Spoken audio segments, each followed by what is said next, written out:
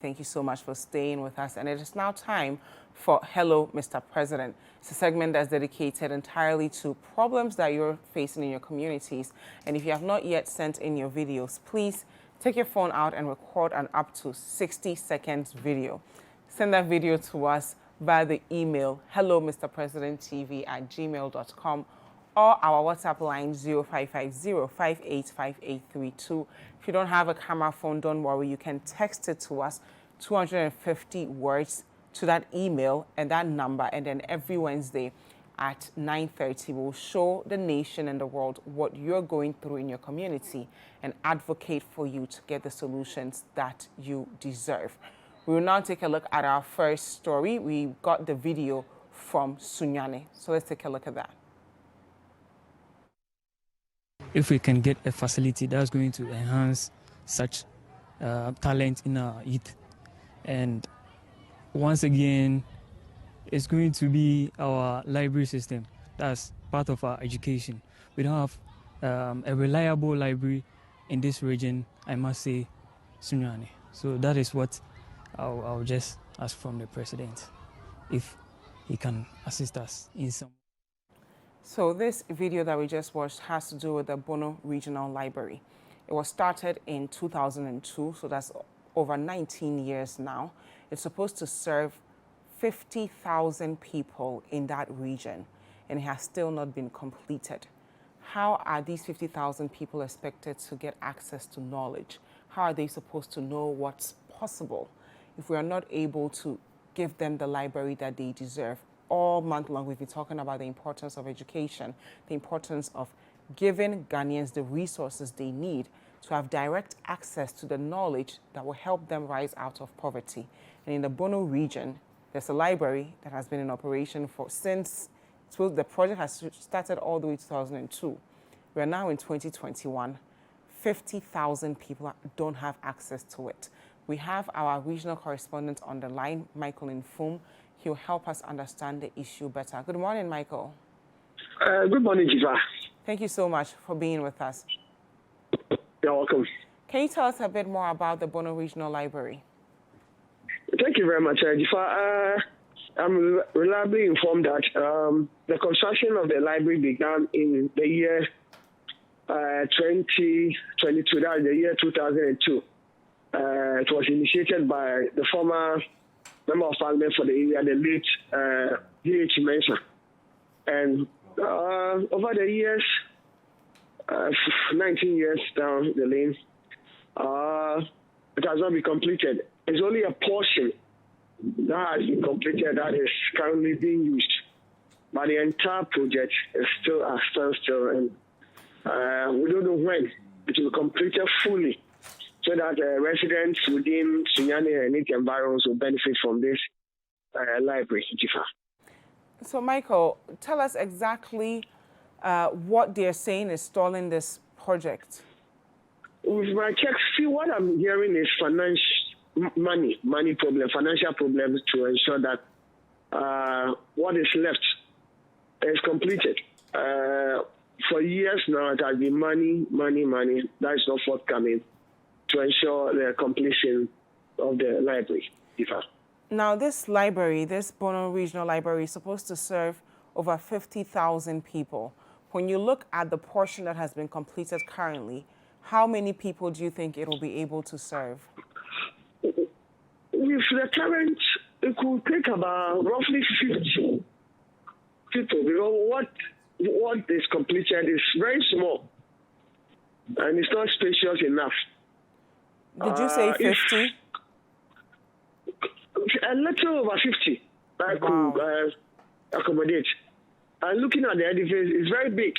And if it's completed, it's going to serve a lot of people. But currently, it's only a little portion that is completed, and they are making good use of that. And what are the residents saying about this? Because if I live in the Bono region and I'm looking at this beautiful building that our viewers are looking at home, knowing that over 50,000 of us can use it, but right now only 50 of us can use it, and we've had this issue for 19 years, I'll be frustrated. What are they saying? So the residents are happy about the situation, especially students. last year I did a story on some of the abandoned projects in Sunyani, and that library was one of them. Residents, we know there are currently 3 universities at this place. We have University of Energy and Natural Resources. We have Catholic University College of Ghana. We have the Sunyani Technical University here. So let's say if it's functioning well, students could even go there to do their research. If they don't have the adequate books on campus, they can even go there to do their research. But as we speak, it's not functioning well. And so our students in this municipality are happy about the current development, Jifa. What alternatives do they use now? Is it just whatever small library they have in their schools that they rely on? And beyond the students, the general community, where do they go to have access to knowledge? I would say that those in the basic schools are a little bit lucky. There was an old library which was in a dilapidated state, but as we speak, it has been renovated. So that's what those in the basic schools are currently using. But from the senior high upwards, it's very difficult for them. With the basic schools, they are lucky. An old one that was in a bad state has been renovated and is currently being used. But those from the senior high school up to the tertiary is a big challenge for them. Thank you very much, Michael. We're going to speak to the CEO of the Ghana National Library Authority to find out exactly what needs to be done to fix this issue, because as we all know, even when someone does not have access to education or can't afford an education, getting access to libraries will give them the opportunity to teach themselves the kind of knowledge they need to get ahead in life. I can mention people like Malcolm X, who never had a formal training but had access to books and was able to become one of the most important minds in his generation just because he had access to books. Now we're talking about an entire Bono region, 50,000 people that this library is supposed to serve. They started the project in 2002. We are now in 2021, 19 years later. The most progress they've made is to complete a small room that can serve just 50 people. And now that we're even in a pandemic, that number will be even smaller. As you're watching us, we want to hear from you. Please use the hashtag Breakfast Daily and the WhatsApp line 0550-585-832. We cannot continue to deliberately deny Ghanaians of access to knowledge, irrespective of their financial status, and think it's okay. And I'm glad that Mr. Hayford Siao is back with us. He's the head of the Ghana National Library Authority. And before he had that role, he was a big advocate for ensuring that Ghanaians have access to libraries. So it'll be very interesting to hear what he has to say about what's happening in the Bono region. Good morning, Mr. Siao. Good morning. Thank you so much for being with us. It's a pleasure. Can you please tell us what you know about why this library project has the 19 years since they started working on it and the implications it would have on the community that it's supposed to serve? All right, thank you. So first and foremost, the Ghana Library Authority's work over the years has been to be able to increase the number of libraries we have across the country for the citizens of Ghana. And I must say that since 2018, we've increased the number of libraries from 61 to 95. And so we are working towards ensuring that libraries becomes accessible to Ghanaian children. As at 1981, libraries, books on the shelves of public libraries in Ghana was 1,049,000. 1,049,000. As at January 2018, when I took over, our book stock across the country has reduced to around 380,000. So which means that for close to 4 decades, there's been a consistent decline in the book stock of this country.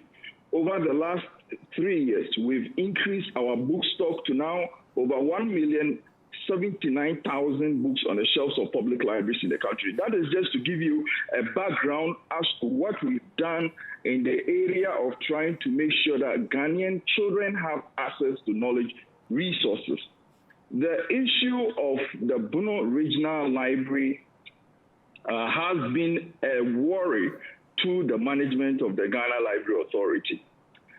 In 2003, His Excellency President Kufuor, started to construct 3 regional libraries. They include the Volta Regional Library, the Upper West Regional Library, and the Bono Regional Library. These 3 libraries were started along at the same time. We reached the Upper West Regional Library.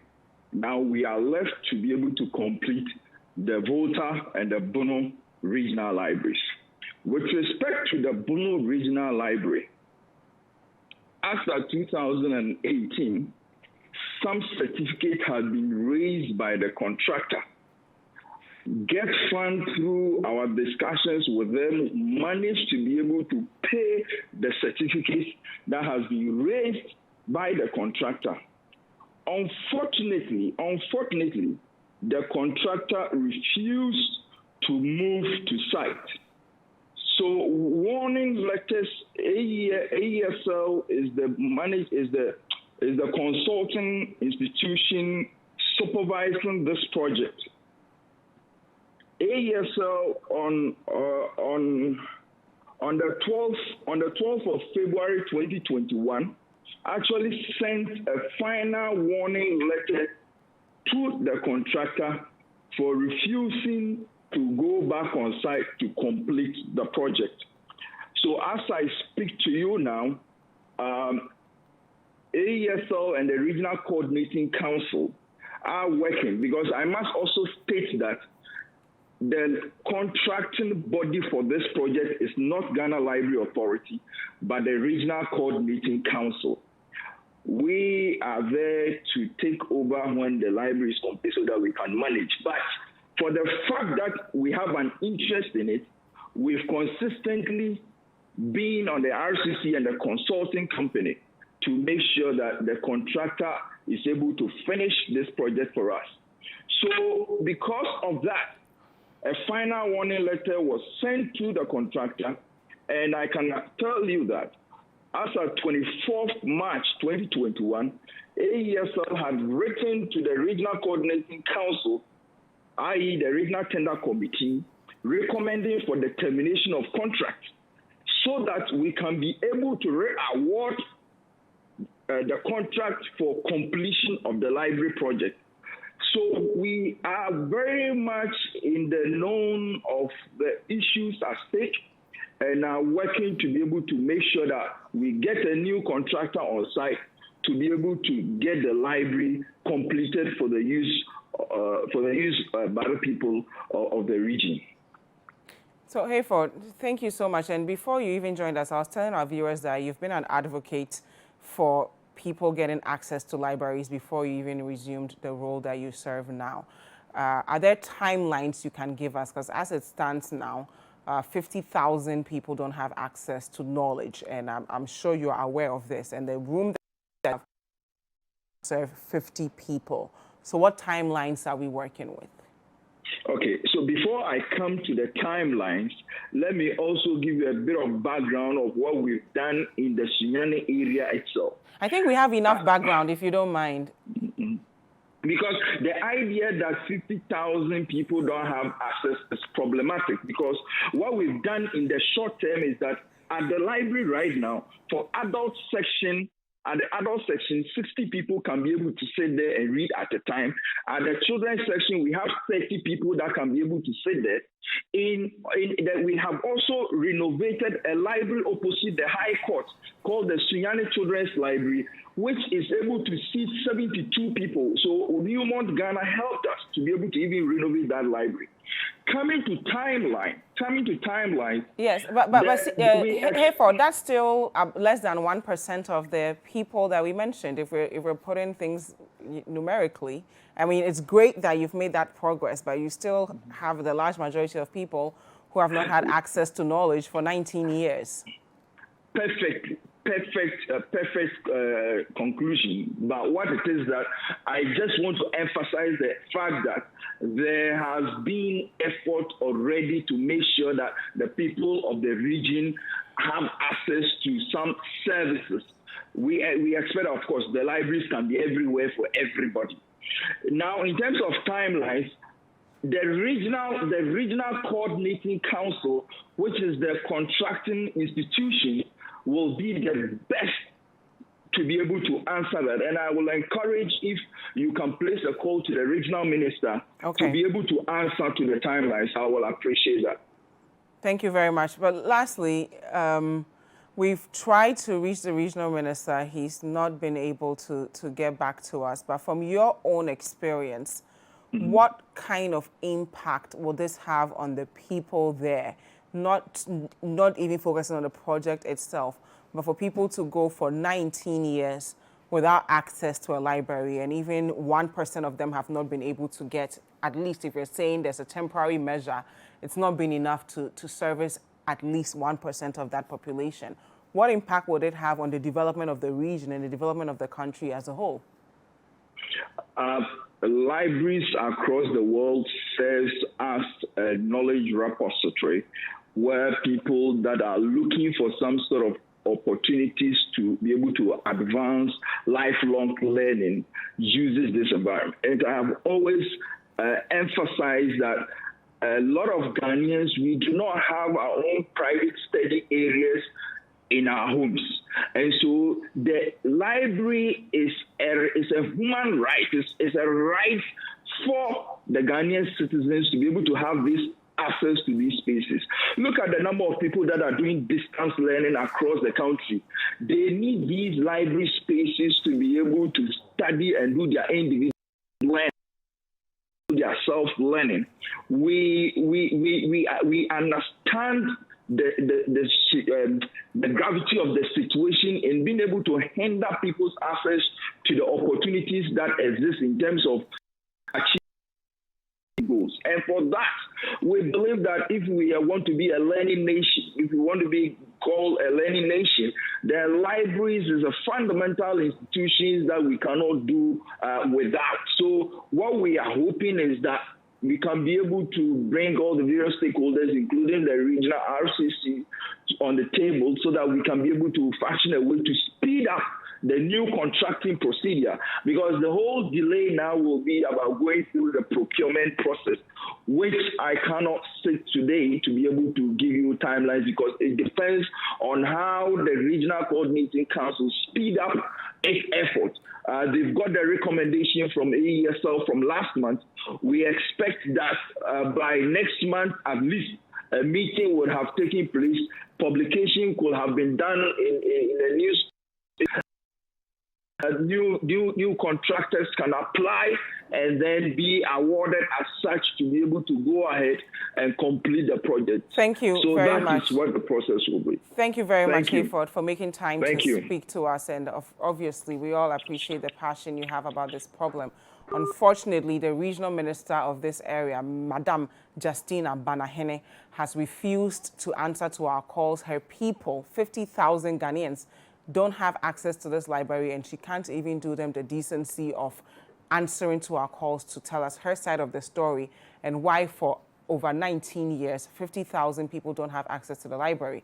She was a former MC, so this isn't a new issue to her. She's lived with this issue. She's now been appointed. She's a regional minister, and she's not done anything about this. And as Mr. Hayford said earlier, libraries are the one access that children have, the one resource that children, especially children who don't have the financial power to get access to tutors, to get access to books, to rise out of poverty. It shows them that there's a whole world out there that can take full advantage of. I'm personally a beneficiary of a functioning library, and we cannot continue to deprive the people of the Bono region of a library, and their regional minister is turning a blind eye to this. So if you're watching and you have access to Madam Justina Banahene, let her know that the nation and the world is waiting on her to answer to why this project has been the way it is for the past 19 years. And the most progress she's made is just creating a room that can help only 50 people. We'll take a look at the next video we received, again, from the Bono region. The whole town has a lot of infrastructural disadvantages. But what I want to go into is something that benefits the youth. The youth in the town are into events, but we don't have any. We have a government-owned event center, which has been underdeveloped for over 20 years. That's the CNC. There are other private ones which are way more expensive. Because of that, people are not able to patronize these places for the events. But the government has some.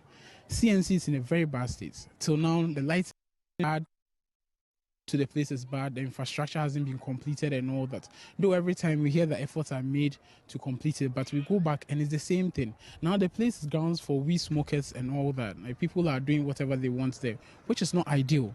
The youth and the young ones need a place they can also afford to be able to do programs. And programs go a long way to help the town in terms of education and all that. There are so many ways that through entertainment is able to impact the youth positively.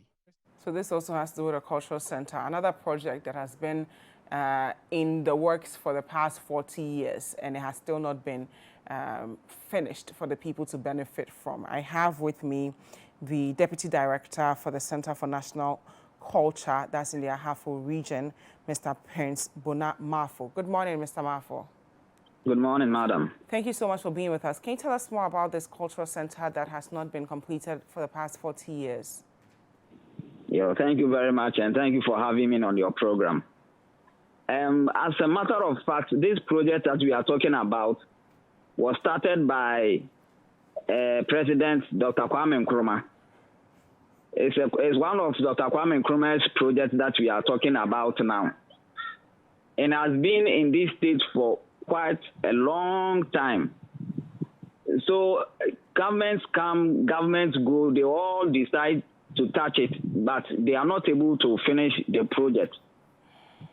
Because of this project, around 2012, when the then Bono Ahafo was to host a National Festival of Arts and Culture, it was postponed to 2014 to give way for the completion of the project. And as we stand now, the project is still not completed for the people to benefit, especially those in the creative industry. So that is the story behind the project we are talking about now. What impact would it have on the community if this project were to be completed? So many, because looking at those in the creative arts industry, we don't really have an auditorium. As it stands now, the whole of Bono East and then Ahafo, there is no standardized auditorium that any theatrical work can go on. We only have conference centers in the various hotels that people book. Because the Center for National Culture is a government project, so the charge that they charge people who come to use the facility is just so small to enable them to be able to have projects there. When they go to the various hotels, the charges that they charge, they can't even bear. So those in the creative art industry are not benefiting from what they are just in their house. They don't have a place to go and exhibit whatever that they have. And you see, the industry has said that when there is a single program, those who benefit from the program are just so many. The food vendors, those who will sell water, those they will go and buy minerals, those in the printing industry will print banners. So it touches on everybody. So when this aspect is broken down, it triggers down on other aspects too in the community. As far as employment is concerned, what would that be for the people of the community if this were to be completed? Yeah, for example, those in the creative arts industry will be able to develop that sector well. And if we are able to develop that sector well, it means we are going to generate employment. When we are able to generate employment, it means that non-employment rate will go down there. Most of the people have learned a lot of things that they have to exhibit. But where do they go to exhibit them? If you have something to do and you are not getting the chance and where to do it, then you turn to something else. So that is the effect it's having on, especially those in the creative arts industry. Thank you very much, Mr. Bono, for being with us. We will call you back next week to give us more updates on it, and also call onto the people who have not solved this issue and are supposed to do something about it, because for over 60 years of this project being there, it should have been completed by now, and I'm sure the cost to it is also something that we can't even begin to mention. So we've talked about opportunities for people in the creative arts industry. We've also talked about employment opportunities. So when you finish this thing, not only would it help the immediate community, but it will help everyone in that region. Again, this is Hello, Mr. President segment of Breakfast Daily. Every Wednesday we show it. So if you have any issues in your community that you want us to know about, please take out your phone and record an up to 1 minute video. Send that video to us via the email hellomrpresidenttv@gmail.com and the WhatsApp line that is on your screen. Now, I have to tell you that my GH Pay is back with a bank. That's Ghana's biggest online platform for payments. My GH Pay has been revamped with new additions to offer you a better and stronger online experience. With my GH Pay, you can make or receive payments online from any part of the world using a Visa or MasterCard, a mobile money wallet, or a bank account. To make your user experience even more exciting, we have introduced the push notifications in the app, as well as new services like data bundle purchases and box office subscriptions. The GHQR payment options and the security features like Face ID and fingerprint login are also available. My GH Pay is simply pings. For business owners, now is the time to get on board and take your business global. For more information, you can visit us at www.pay, and you can call us as well on 0800-124-000. myghpay.com, buy, sell, connect. Thank you guys so much for staying with us. I have to wish our amazing floor manager, Evans Darko, a big, big, big happy birthday. Everything you see here, Evans contributes to it, from the couch to the set to everything. We love you so much, Evans, for the work that you do. My name is Jifa Ekia Amatam.